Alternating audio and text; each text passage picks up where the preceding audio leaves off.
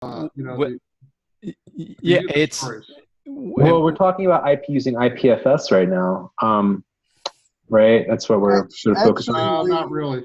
we've sort of shifted over to using Keybase, Eric, because it's just as good, but we get with it some things that we would have to rebuild if we were to use IPFS. Now, the thing with Keybase, though, is, I mean, and when I'm looking at it, it looks like it's a service. Like, it doesn't look like it's a protocol.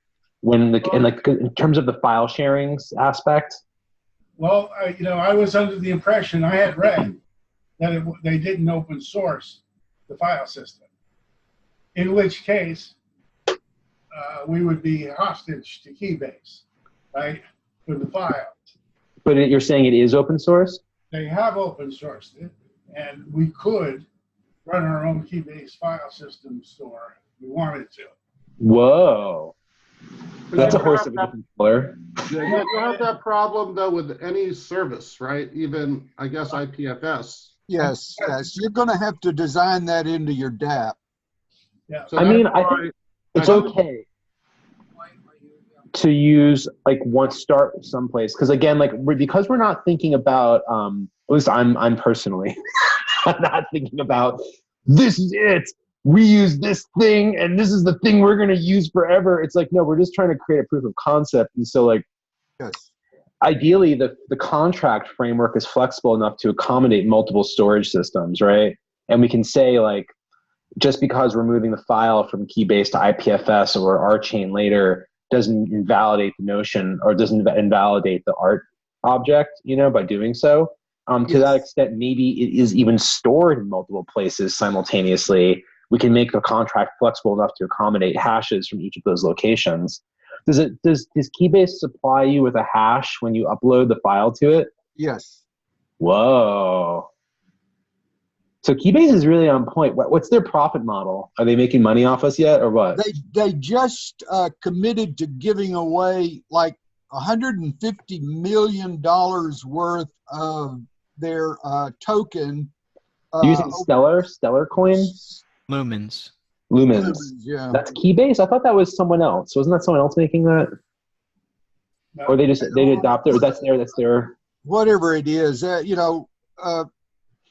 and I think it's called Lumens, but they're going to give $150 million of that away over the next 2 years on a monthly basis. I've already received at least $42. I don't know how many user accounts I have, but so if I can track them all down, Is it like that scene in the first Batman movie where the Joker rides into town on the mobile and he's throwing money in the air and everyone's kind of like a riot, everyone's grabbing one of those. That's what I think about when I think about airdrops. I'm like, the Joker's riding into town again with the fucking money confetti, Yeah. Well, anyway, their model is they need massive numbers of users, and they're trying to get it by giving away tokens every month to every registered user.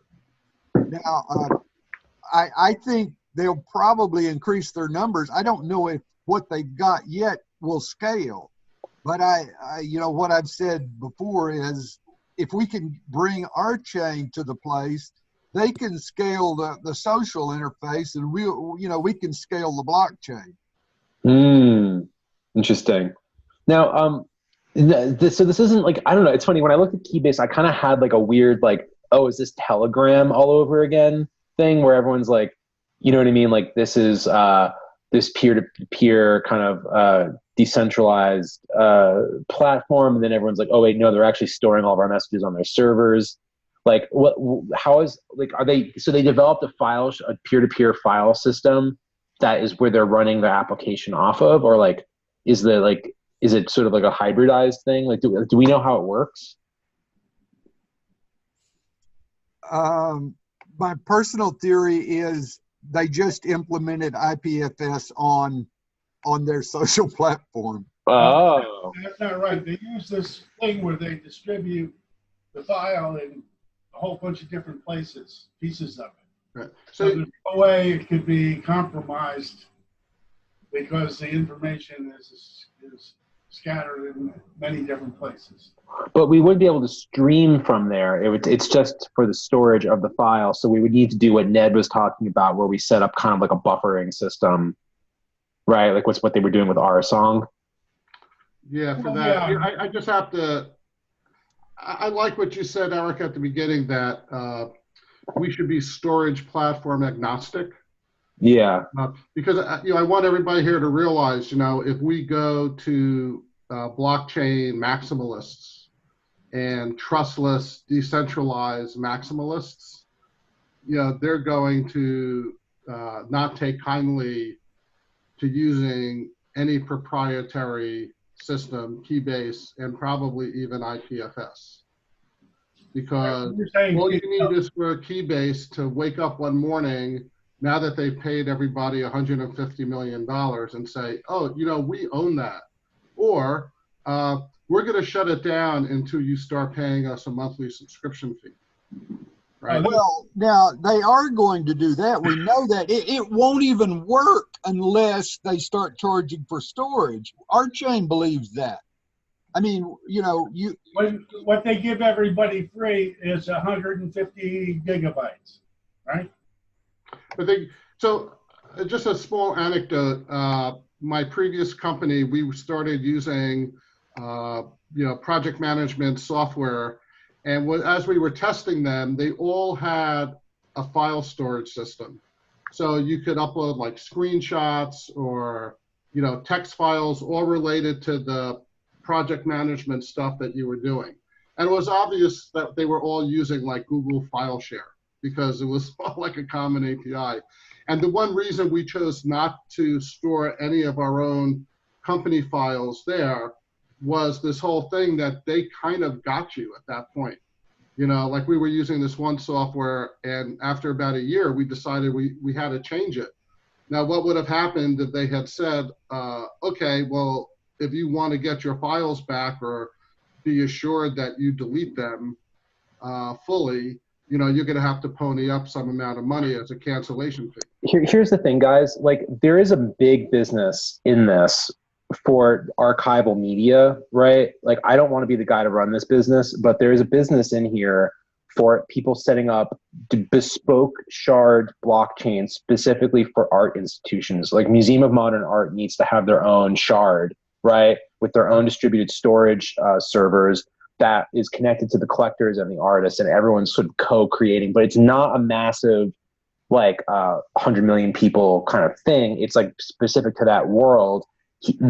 Somebody who sets that up, I mean, maybe that's us in a couple of years. I don't know, but like, that is a business. There is a need for that, and there need experts in that, but it's a different model than thinking about this scale. The scalability problem is different in the art, for the art object, than it's going to be for like, needing 150 million people to be a part of it in order for it to work. That's all. And I get that's like a bit. So like that philosophical conversation of like, are they going to charge us for it? Are they not going to charge us for it? I don't know that it matters for us right now, because if they do start charging us, we can do something else. And I think the ultimate end goal is to create our own system, right? That's a basic part of the network object that you're defining, right? Is that it doesn't have any specific physical manifestation. It's a network object that exists out there, right? Yeah. No, I mean, it's an interesting conversation to have. Like, what is the network object, right? Like, it's like, you guys get it, right? But like a lot of people, when I try explaining this idea of like, yeah, it's like this like digital object that like that's being substantiated by like a cluster of technologies, but it's also like a legal framework, and you need those technologies and the legal framework in order for this thing to sort of like exist as this sort of projected, rotating like thing that just sort of appears in space, So what you would probably end up doing is creating a shard. I like how you call it the art archival shard, and it's funded by a foundation, a nonprofit foundation that survives by the transaction fees that are, paid to it from the user. So but why, like if it's bespoke and it's not like really like, why charge fees? Like if the Museum of Modern Art is like already paying for their hard drives, right? Like their servers that are storing the content, you know, the archival media. Like, why would they have to pay fees on top of that? Like, just, rather than just Fees will always, every shard will ultimately have to pay some fee back to the main ORChain parent shard. if we're using RChain, but I'm not necessarily convinced that we're using RChain or HoloChain or any of these I chains. think they would all work like that. Anybody that, any blockchain that is public, trustless, decentralized is going to have some kind of payment structure. It can be very tiny. The only way around that is if the foundation spins up something like Hyperledger, which is Hyperledger real? Did they actually make a thing yet? Like, oh no, Hyperledger is, I know lots of projects running on Hyperledger. really? Yeah. Yep. Yeah. But Hyperledger is centralized and private, and there's no token, but it's centralized and private. So your art foundation could pay the money, spin up their own Hyperledger, but it's private and centralized. So That's interesting. We were working with them initially. We were one of IBM's whatever like test subject thingies, but they had no code base. They had nothing written, and it was just like it was vapor. You know, they ran this massive. It was basically a glorified public relations campaign. That's what I thought Hyperledger was. You know, and they're like a lot now. Some people have told me they have the best developer tools out there. Really. It's real. Yeah, it's real. Hyperledger is real. I'm a real boy now. Anyway, I told the other folks here I've got to run in about 3 minutes. But thanks for hanging out, Ned. yeah. So I was trying to, regardless of the platform we use, I was trying to start to drill down into the use cases that we need. Maybe it's too early to get into the specifics. You know, like a user story, like as the owner of a piece of art, I want the artwork. I want to be able to lend out my artwork, you know, for somebody to view it. You know. Well, I think that's actually that's way further down the line. Yeah. I'll tell you why. Because that requires there to be like a content management plugin in your browser for viewing the artwork, and like that, like we would, short of creating a centralized service that is then whatchamacalliting everything, mediating everything, that's another protocol, and like someone's going to figure that out, but it's not going to be us. Okay. You know what I mean? Fair enough. Like it's like to actually like one of the things with Moving Pictures Gallery was we had this idea of single edition artworks. So if I'm showing my video piece in New York, we can't show it in LA because it's being shown in New York and it's single edition. So it's like I mean, it was a joke, but it was like reinforcing this idea of the non-fungibility of the digital art object, right? Right. And I mean, I still think it's kind of a funny idea, but it's also real. Like it's like, oh yeah, like, but you need that content management DRM type visibility thing, which I don't know what that's going to be, and like I don't know what who's really working on that level yet, because I hear like stories like, oh yeah, we're doing this thing for music, or we're doing this thing, like Singular.tv, DTV, like was working on a thing to do that, and I don't know if are they even still in business. That's like I was saying, it was like DRM, where we notch out some frequencies to hide some code. So in every artwork, we'd have to notch out like some RGB value color. Like why not just make it a public-private encryption thing, so you unlock the key and then you can view the file, you know, and that's that. And then like, you know, you have like a thing in the smart contracts, only one person or X number of people get permission to see to access the file at any given time. But the other thing is like, this is a weird, there's going to be a lot of people who disagree with me about this, but my idea about, this may be getting a little too weirdo arty, but it's like, there's a term I'm sort of working through in my head about remateriality, right? What is the artwork? And so let's say I got a video up on IPFS and I'm showing it at a gallery in New York. Now, in order to show the video, they may download the file to play it on the TV, right? Because it's not just going to stream from the IPFS server. That'd be crazy, right?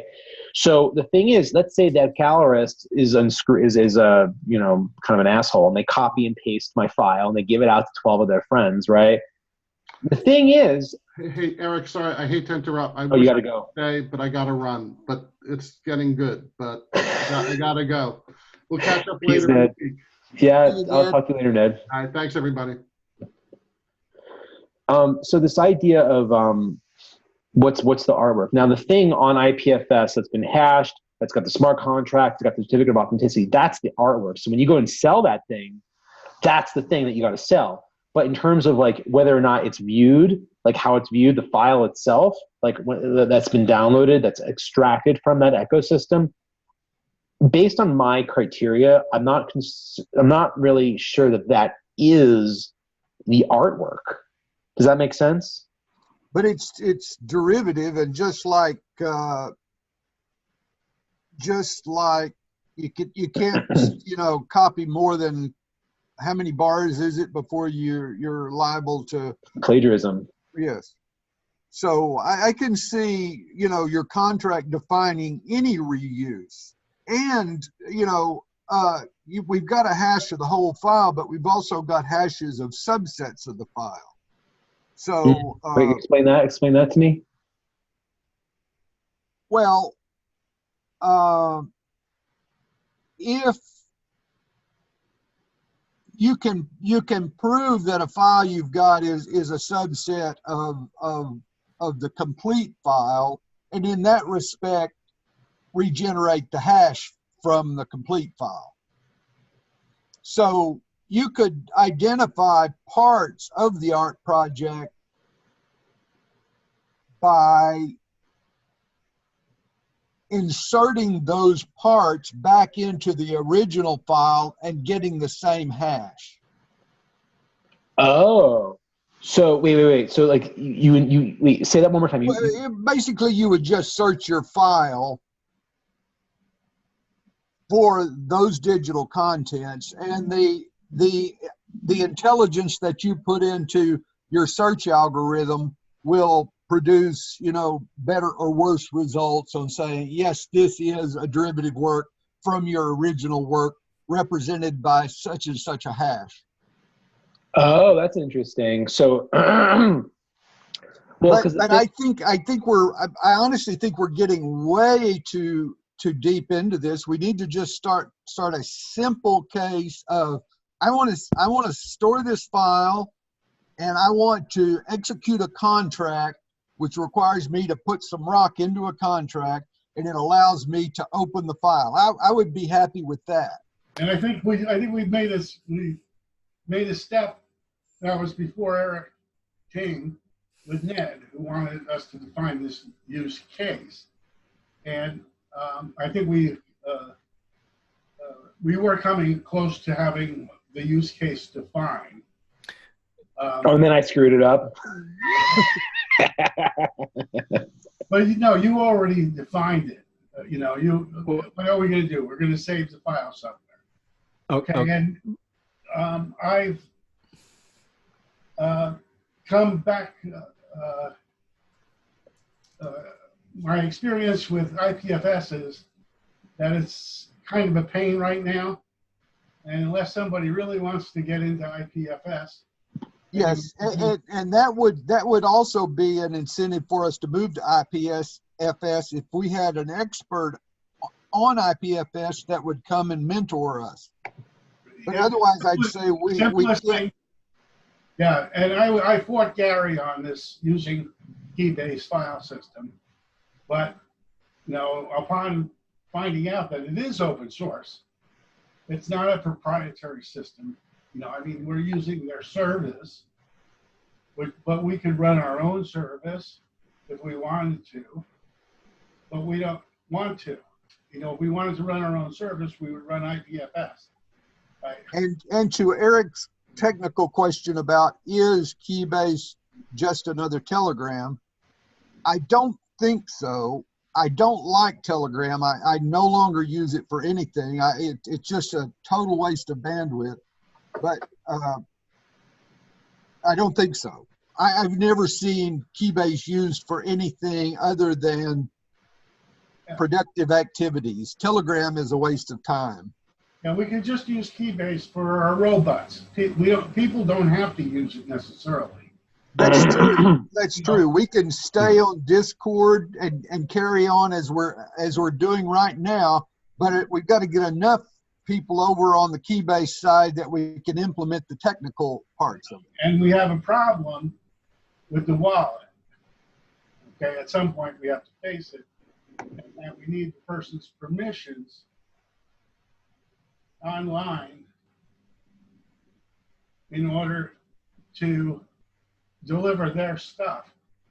Yeah, and at this point in time, I'm more than willing to set up a small wallet to experiment with, knowing full well that this won't be a permanent solution. We can't be carting people's private keys around with us. That's not going to work. But our current toy model is going to require that just for the sake of speeding up the deployment. Right, which is one reason. No, certainly on Discord we can do that because it's not a secure environment anyway. So the Discord identity, that isn't going to be the one where people are going to use for the real artwork. You guys are using Keybase in conjunction with Mattermost now. Did you guys integrate that? We've had bridges to it, and I'm trying to get all the Dig Life people over onto Keybase, and I'm calming down now along those lines, and I feel like if we just get the tech types over there that can help us with the technical pieces of the thing, we'll be fine on Keybase. We don't have to adopt it yet. I mean, we could just stay on Mattermost and Discord.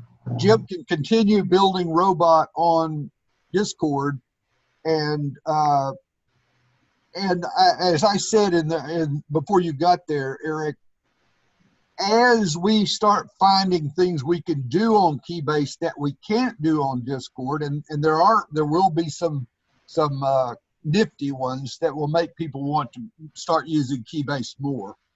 But I see, we need to start thinking in terms of getting everybody a Keybase account. And there is an idea that we could integrate, like you're talking about, we could integrate Mattermost or Discord into Keybase and just do a block move of the whole R-Chain co-op and the Dig Life team to Keybase as a group with their own, everybody gets their own identity and then ties that to their big identity over there. And then, everybody's good to go. And we've saved them all this, technical headache of having to learn Keybase. No, what about porting it with HoloChain? Have you guys been looking at that as well? No. We're looking at supporting our contracts on HoloChain. The Rolang contracts. Yeah, and basically just learning how to write a DApp on HoloChain. So yeah, so this is basically most of the Colab folks are primarily working in R-Chain at this point. Right. Yeah. But what happens if the whole thing implodes in a month? What happened? It already runs. We can use it. The R-Chains will run, Rolang runs. Yeah. Yeah. So if the whole organization implodes and I don't know what they're going to do to Greg Meredith, what happens? You're saying this is still all usable despite that? Is it mainnet not working or whatever? May not be usable in the way that Greg planned it, but we're already using it. We can write contracts for our art objects. It can only get better from here, and it's already the best the best there is. So, onward and upward.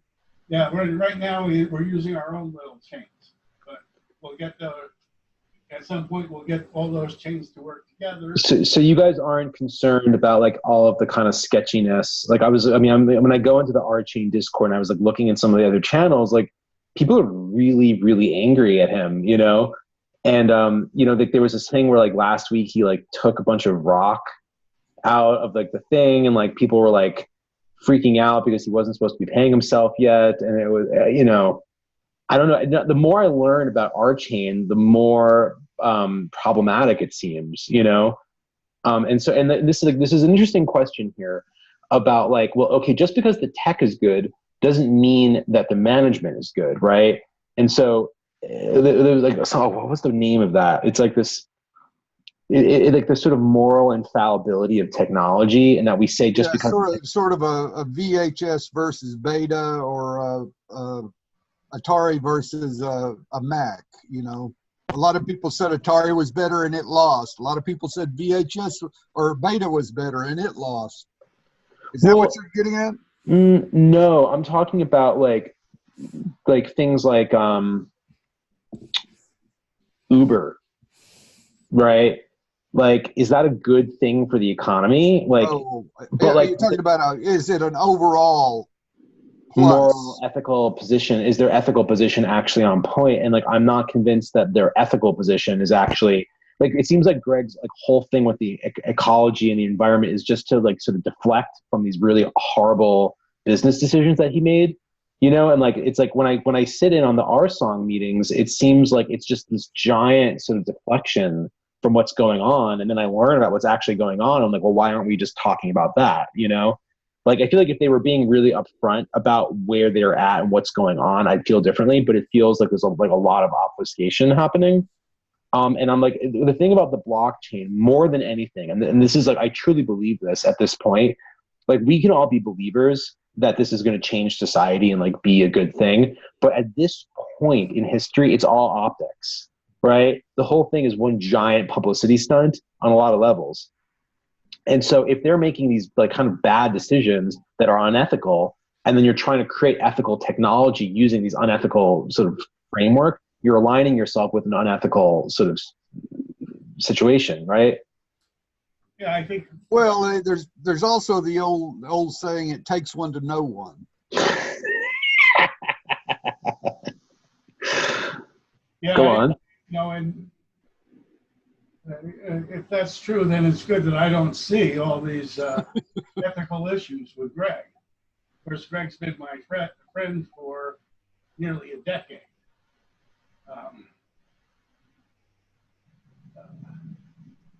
Yeah, and I think, for instance, the latest little kerfuffle with the deposit of the founder's wallet, I mean, it sounds like an honest mistake, but why do we have to have so many of these honest mistakes is what I want to know. And I'd rather not even go there, because his explanation is, I mean, there can't be a better explanation than the one I've already heard. And I heard it through the grapevine, and I'm thinking, that's not a problem. But you are absolutely correct that there's been a lot of people afraid to get involved with the project because of. Second guessing his decisions is really easy, and they may not always have been the best, but look at the success he's had. Don't look at the mistakes. Look at the successes. In spite of being driven into the ground and the value being taken out of the rock, they still produced a great system. Yeah, right? and the only evidence I would offer would be, forget R-Chain and Rolang. Just watch the Casper episode from 8 o'clock this morning your time. Whenever that gets posted. I mean, it's all been worth it if that's all we get out of it. The Casper system. Well, I mean, and it's even more specific than that. It's the fact that we are now discussing which economic model we want to use in the validator I don't even know what you call it, the validator's incentive formula. I mean, you know, that we can even be discussing that by the lead, in my opinion, the lead developer. And you have to understand that these systems are economic, and all systems have an economic basis. And, you know, running these things is not free, and there has to be some kind of token involved. The question is, who owns the means of production? That's why you want to have your own shard to fund your own production. But you're still going to have to interface with the global R chain at some point, in which case you're going to have to pay rent. If you want something global, most of the time you don't need anything global. Yeah, so it basically puts us on the hook to pay our chain, but in theory, they're going to be their pricing is going to be more ethical because it's going to be a third cheaper than Ethereum. That's like what they're going for, right? It's a third cheaper than Ethereum to conduct transactions. I thought it was 300 times cheaper or something. 300 times, yeah, that's a lot more than a third. It should be. Yeah, whatever. I want to just voice these concerns. I'm happy to move forward with using Rolang. I just like because I'm still new to all of this, and I'm sort of getting I'm oriented. I'm still orienting. It concerns me that I'm hearing the more I learn about our chain, the more questionable stuff I'm learning. Well, one thing about the direction we're going now, Eric, is that we're really blockchain agnostic, but I just challenge anybody to find a better language to write these contracts in than Rolang. You won't do it. I mean, you know, you can use other blockchains on the art object model. You could do it in any of them. It's just you'll never get it done because of the technical debt you're taking on. Yeah, because it'll be too expensive. Developer wise, it'll be too expensive. I see what you're saying. Yeah, this was also an issue that we encountered early on, which, like, when IPFS was so alpha that it was barely usable, it's like you either have to wait for other people to develop it, or you have to raise gazillions of dollars to develop it yourself, you know, and it's like you don't want to be in a position where you have to develop every core technology yourself. It's not really a viable way of going about things, you know. Okay, well, whatever. So what do we have to do in order to get something hosted on Keybase? Like does it, like, if I upload a file to Keybase, and is it it's associated with my identity, which has been validated on Keybase? I'm pretty sure I validated my identity on Keybase. Zoomtopia. Ooh. Now the thing is, like, now that file is under my account, right? Is it possible for multiple people to share the file, or like? Yeah, like look at I'm on Keybase now here in my directories, and I've clicked on the Files tab, and I go to my Public Files tab. There's my Gary Coulter file, and there's my starry flag I've planted over there, and anybody should be able to share that by me giving you the, how do I do that? Copy path. Okay, and if I'm not, no, the path is not the, sorry, that's not. Which one do I want?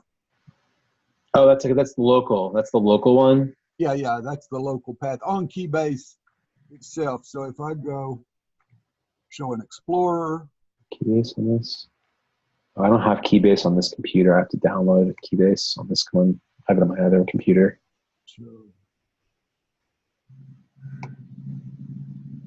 Okay, let's go back. It tells me that somewhere. Everything you upload here can be viewed by everyone at https Keybase Pub Gary Coulter. So if we go there, we can see that. which is my story plow, and it's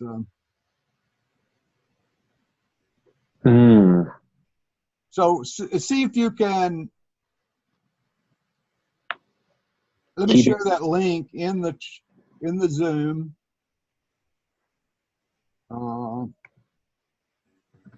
me share it in the Zoom. See if someone else can see that. Nobody's ever done that before. Yeah, I can see it. Okay. Boom. So yeah, there we have a web access to any of our files. Now comes the hard part. We've got to somehow figure out how to give permissions to files.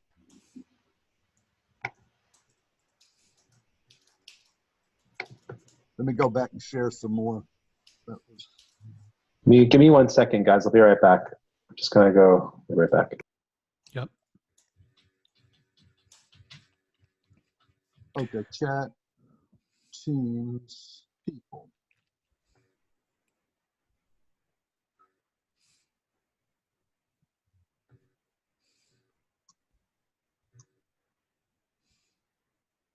Sorry,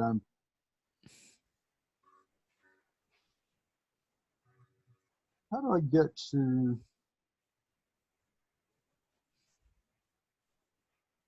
our team? No, these are my teams.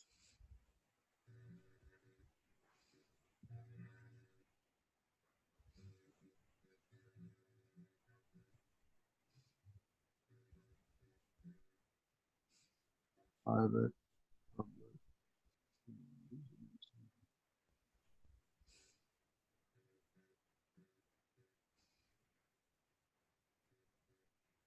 I'm going to leave that up there.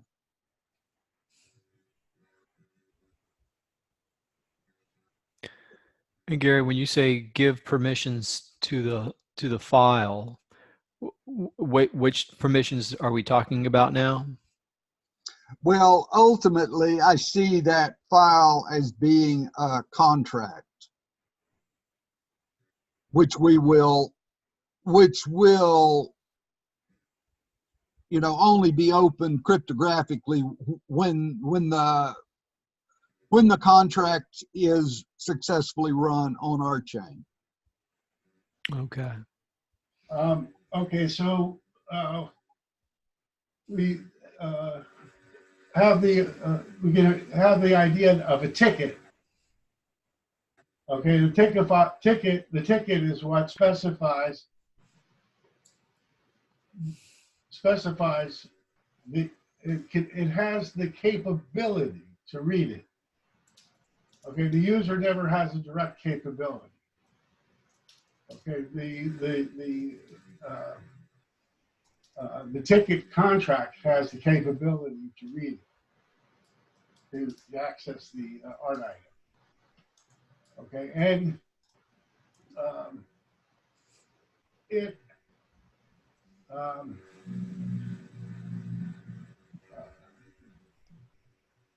has the rules of the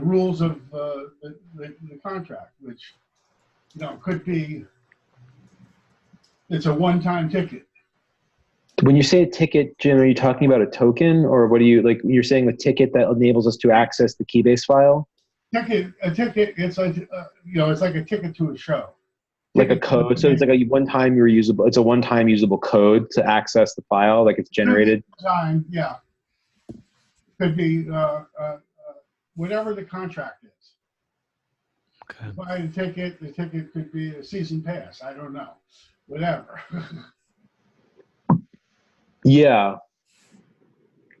The contract stipulates what the viewership, the usability rights. Yeah, claim check is what we used to call those, Jim. The code check? What? The code check? Claim check. What's claim check? Well, it's like the ticket the cleaners give you so you can pick up your item. Yeah, like when you go to the dry cleaners and you got to pick up a shirt. Yeah.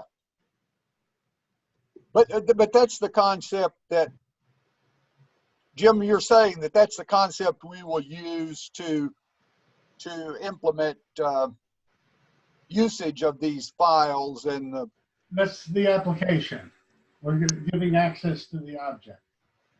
Okay, and you know, a ticket could be, the simplest ticket could just be that you can get information about the art object. So you can even, you know, I mean, that's the, I don't know, you know. and the ticket. Well, The ticket would spell out.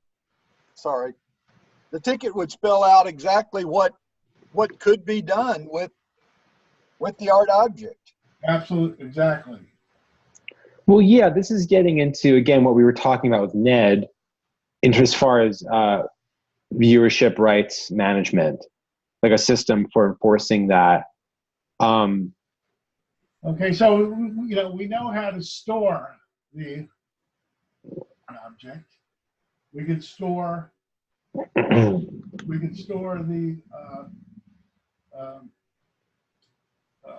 certificate of Authenticity. authenticity. Okay, we can either store that on our chain or in a file on Keybase, either way. What I'm wondering, Jim, is thinking about this as a protocol designer, how would we make hooks?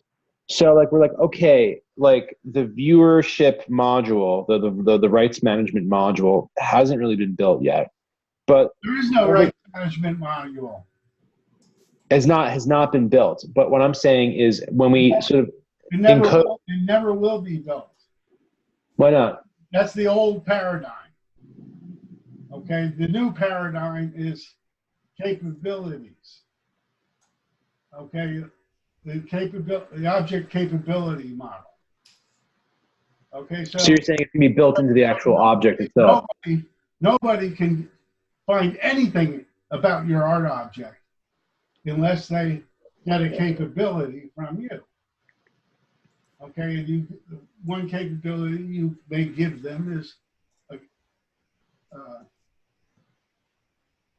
to find out information about the object. Well, you know, look at the look at the contract. Look at the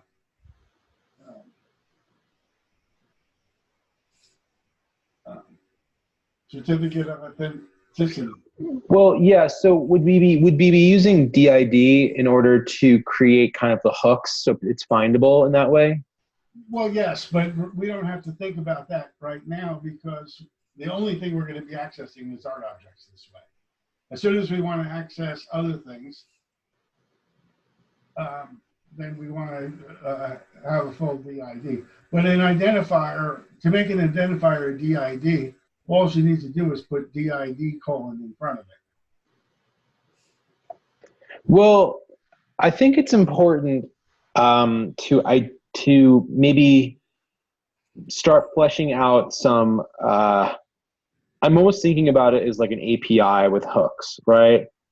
So you're saying like we don't really know though how the object is going to be viewed, and so we want to make it accessible to any number of different types of viewership, right? So we want like the information to be accessible, like the metadata about the object to be accessible. The owner has the capabilities to do anything.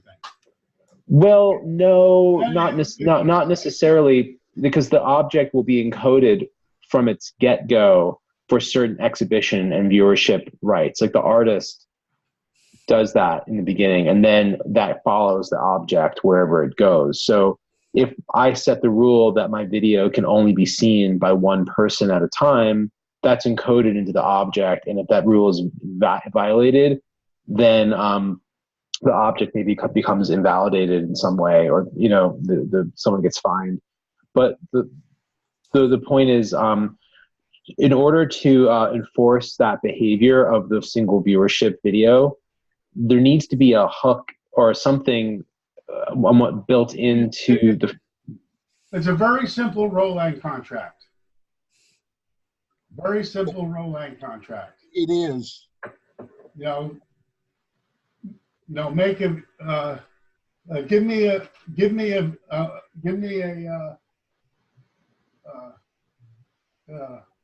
view capability, and send it to Eric. Okay? Well, but what I'm saying is though, that also needs to be, I think, in the certificate of authenticity as a set of sort of codified instructions, right? So if we stop using Roland and we're using Ethereum at some point, those instructions can also be replicated. Or moreover, a different type of content management system is employed. It knows where to look in that XML file. You know, you have a basic problem if you're not using a process language, if you're not using the process calculus to control a set of asynchronous communicating processes, you're not going to have a well-defined behavior of your art objects. So regardless of what chain you put it on, you want to use the process calculus to constrain its behavior. So you want to write it, in Roland, no matter what environment it's on. That's why we want to put Roland on Holochain and on Substrate and, you know, in the browser.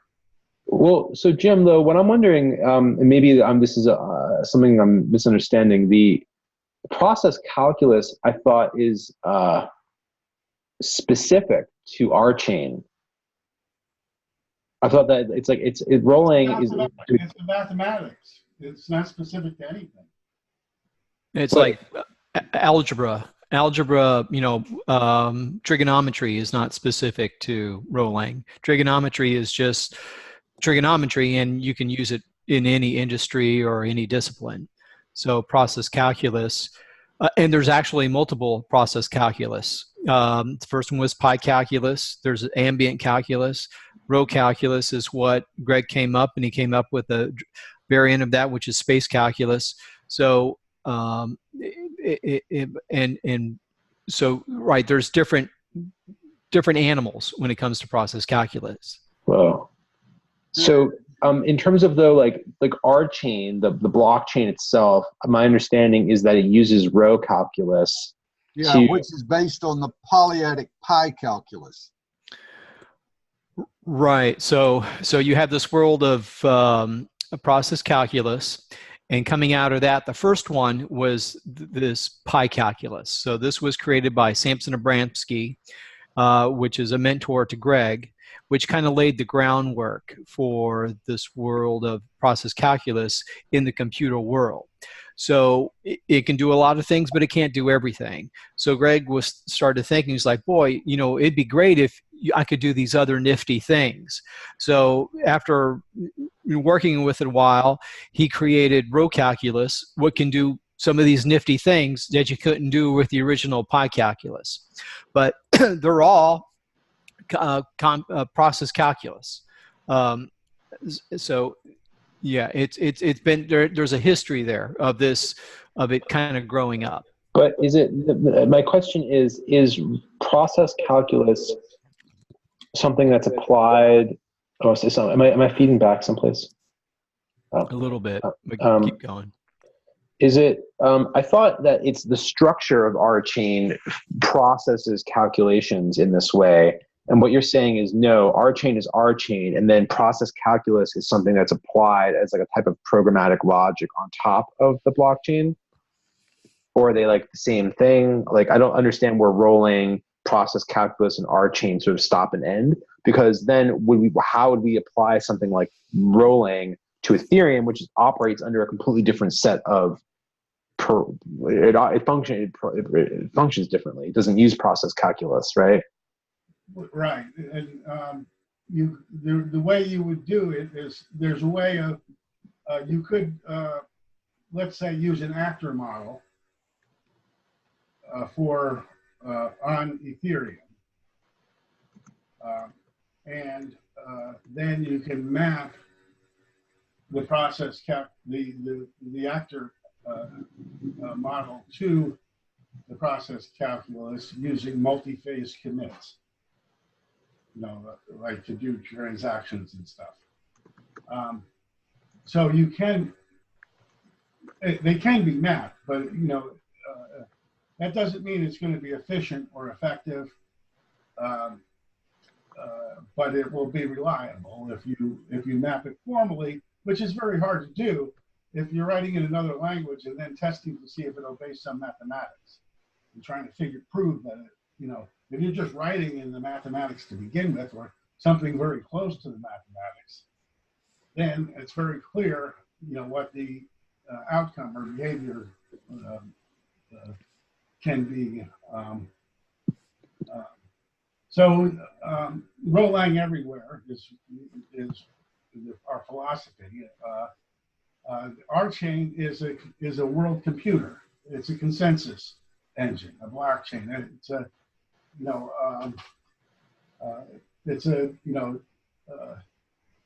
distributed ledger and computation. So it's this one world computer that we all have equal access to, more or less. I mean, it's not free, but. But was our chain created using process calculus? Rolang was. Yeah. Our chain consists of our nodes. Our nodes are run Rolang programs and Casper consensus.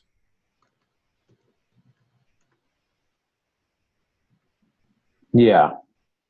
Okay. Yeah, and in that respect, So, our chain was built on the process calculus. Yes. Okay.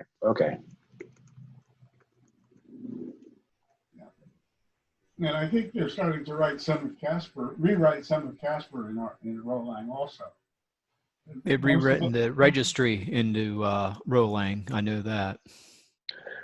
But so getting back to this whole idea of like protocols for viewership and let's call it rights management, right? It's we can write those contracts. Well, we're over time right now, but at 4 o'clock we can write a ticket contract. Yes. And I need to take a break. I didn't have a break between the last meeting and this one. So before the next hour, I want to take a break.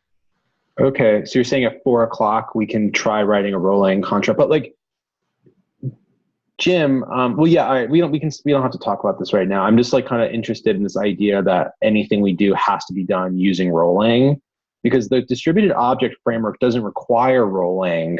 It won't be all to exist. we're going to use some JavaScript. We're going to use some command line stuff.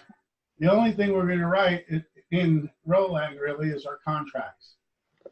Yeah, and so in terms of the ability of other systems, like and like the DID allows for search algorithms to find the object, right, and to make it viewable, like visible there. That's like kind of what I'm thinking about in terms of viewership, like almost thinking deeply about, I mean, this is like a big project, but thinking about what the possible use cases for that could be, and sort of creating a set of, even if they're simple protocols, so like dependent on what other systems we are going to want to eventually interface with it. Yeah, well, everything is an API today.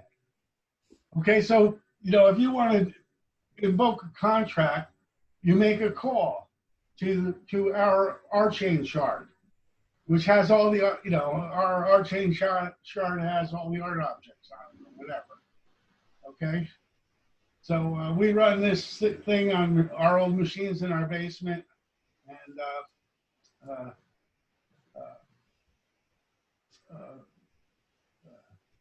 don't have to charge for the use of our chain, because it's all supported with with the donations, whatever.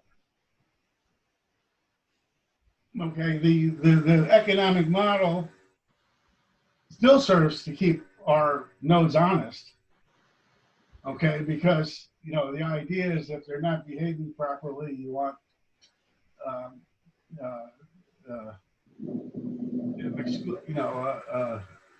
we want to make it very expensive so that they can't afford it. And that's what Casper's about. Making it so expensive, no one can afford it. It's great. Making it so expensive, no one can afford to misuse it. Oh yeah, well, there's that. Yeah, that's the blockchain model. Right. So what's happening at 4 o'clock? You guys are doing a Casper. Isn't there a Casper thing on 4 o'clock, or what is that? No, the Casper stand-up was this morning. 4 o'clock. There is a key. Rolling Rust or Joshi substrate. Yeah. Is that the thing you're going to be at? Yeah. All right, I can pop into that meeting and see where you guys are at that time. Yeah. So we'll experiment with storing files on Keybase and from the robot. Yeah. So we're going to use Robot to manipulate files on Keybase. Yeah, through the command line. I'm gonna take off now, and I'll see you back in 45 minutes. Okay. Peace, Gary. All right, guys. So I'll see you in a little bit. Yeah. Actually, 45 minutes is 3 o'clock. Yeah, it's actually an hour and 45 minutes. Yeah, an hour and 45. Okay, cool. Okay. Thank you, guys. The room might be open if you want to stop in. Yeah, I'll stop in at 4 o'clock. All right, later. Cool. Bye.